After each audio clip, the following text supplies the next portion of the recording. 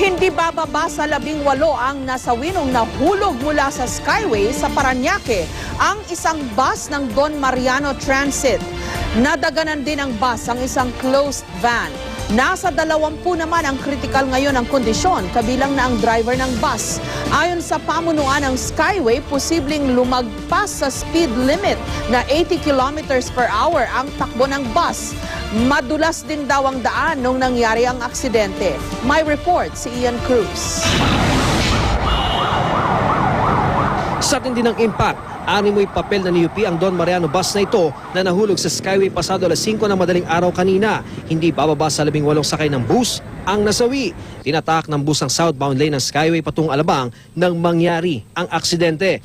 Batay sa paunang investigasyon, lumagpas ito sa railing ng Skyway. Bumagsak ang bus sa service road southbound sa pagitan ng Bikutan at Sukat exit. Damay sa disgrasya ang isang